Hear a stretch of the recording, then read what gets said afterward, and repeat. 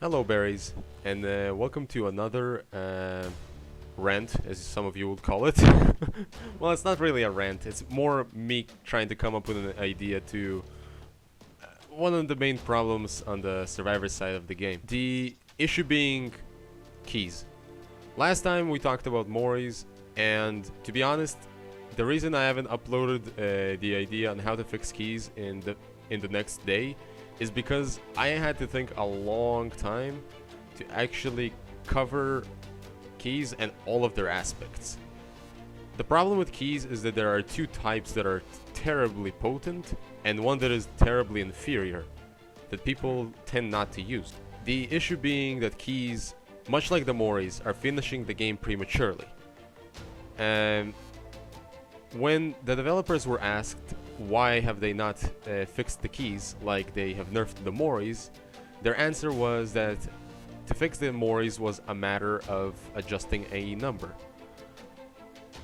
And I'm assuming that when it comes to keys, they will have to not just adjust the numbers, but also like to create an animation, which I don't think is an actual reasonable, reason.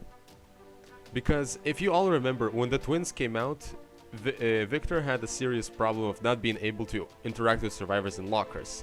In a month's time, even less than that, Behavior came up with a full-blown new animation of Victor jumping on a locker and sealing the survivor inside.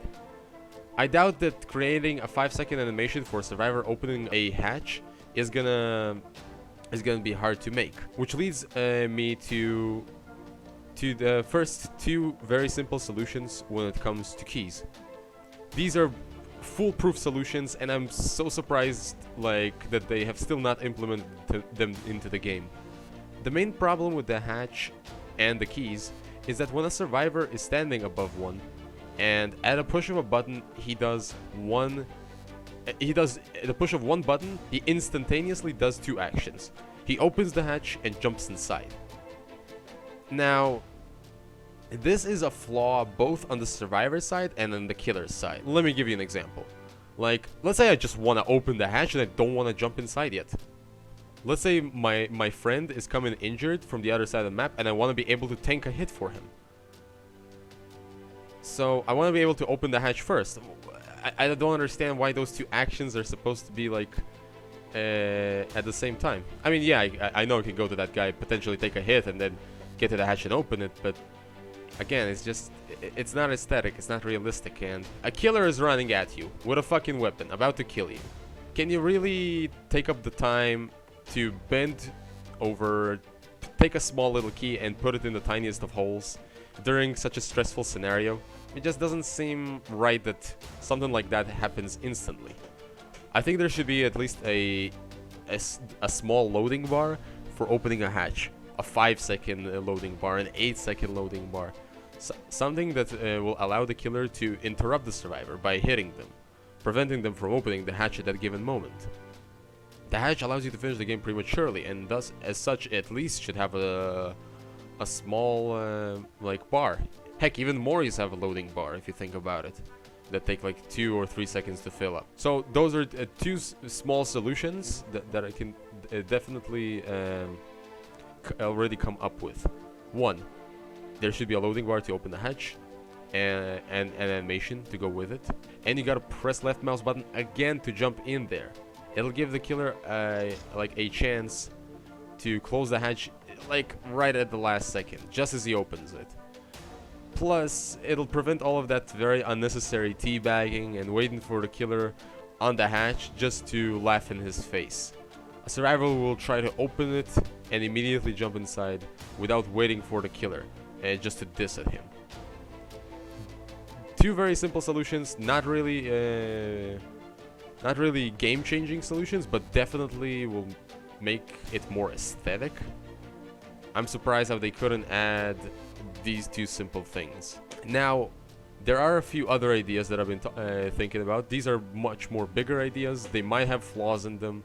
Like I said, I only have 38,000 hours in the game. And this is my idea. The thing is that there are three types of keys. The green key is not being used because people are too scared to take it. People are afraid to use the green key because they'll think the killer will think that they brought a purple or red key and he will tunnel them. This is not good. You should be able to take a green key without fearing for your goddamn life. So the idea is, if we nerf the purple and red keys, green keys will not become such a thing. Like, killers won't fear looking at it.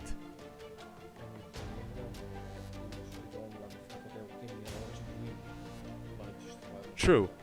And like a very simple thing, I don't know if a killer can notice it from afar. They can make the key broken. Maybe just, you know, cut the key in the middle without the bottom part of it, you know, the part that opens the hatch. Maybe then the killer will see that it's broken. The thing is, the green key is a very it's a very good item. With the right add-ons, it can give you so much information with aura reading. And the only reason it's not being used is because people are afraid to be tunneled and camped, because the killer might think it's a red or a purple key. The purple key has less aura reading time than the green one, but the main problem of it is that it ends the game prematurely. When you are standing above a hatch with a purple key, at a push of a button, you open the hatch, escape, and leave the hatch open for 30 seconds. I don't think people understand how long 30 seconds is. In a Survive with Friends team, that is a nightmare. You tell them, hey, hatch is by Killer Shack. And he can just open it and leave that shit open for 30 seconds. And you're probably thinking to yourself, oh, it's okay, I'll just go there and close it as killer. Okay, even if you do end up doing that. Now there's 2 exit gates, and God forbid 3 or 2 survivors that are each headed for a different gate. You'll definitely not 4K. Or 3K or anything for that matter, because at least one of them will escape from the other gate while you tangle with another one. It's like bringing survivors already to a scenario where they don't have to do generators, and it just prompts the end game so damn quickly. The red key is plenty potent, in addition to the fact that you can finish the game prematurely. Again, by opening the hatch for 30 seconds, which I think is too much. It also has the 30 seconds of aura reading ability. Now add to that the prayer beads, for example, that add aura reading by 15 seconds, and a blood ember. You can see the killer for 45 seconds. I don't think you guys realize how much is that, because you can just use it for like for a second here and there just to know where the killer is going. That makes looping almost near impossible. I think that the fact that the purple key and the red key, the problem with them is that they are both almost as equally as potent.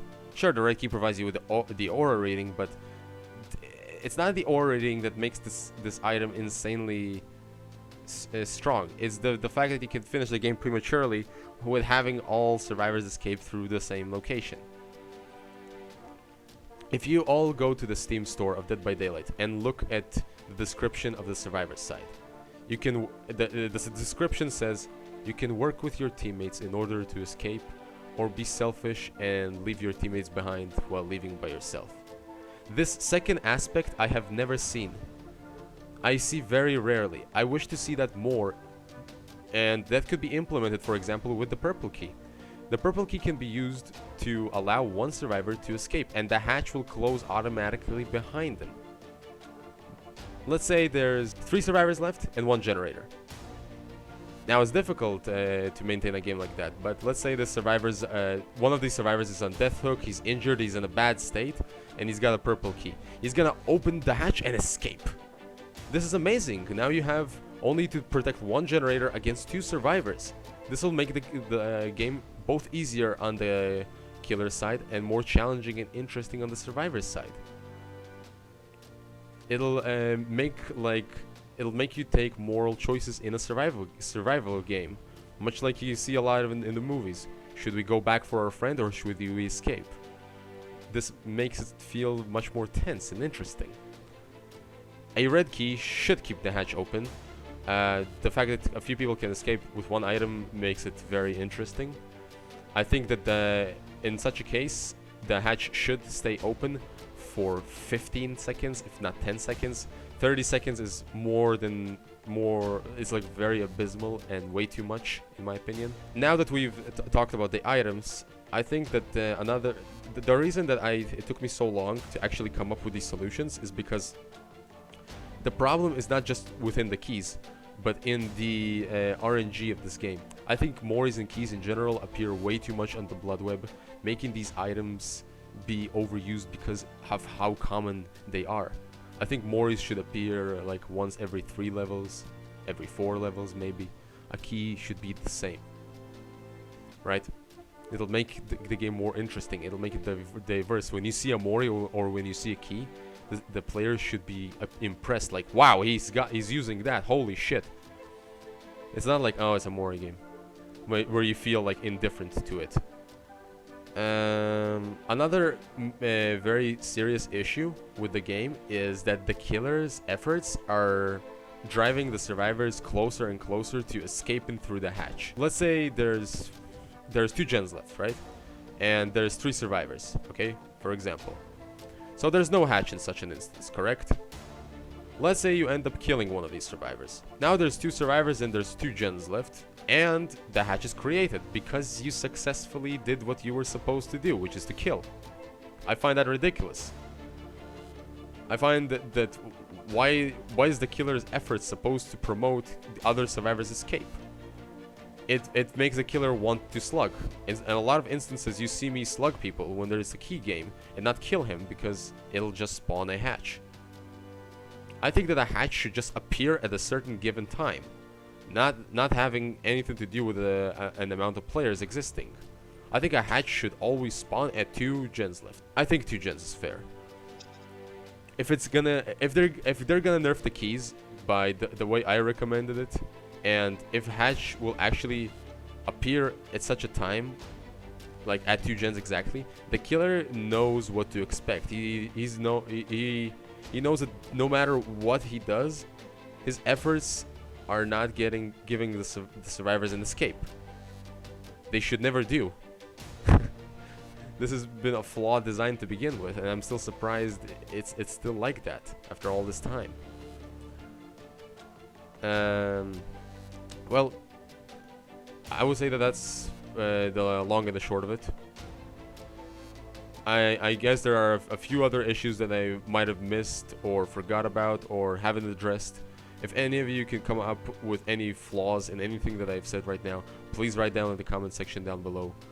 And if you think that this idea is nice, then maybe you should share it with some friends or people that are passionate about fixing this game, people that enjoy Dead by Daylight and just want to see it improve. Until then, thank you all so much for watching. I love you all, and I hope we can have a nice, friendly, fun debate in the comment section below. Thank you all so much, guys. Peace out.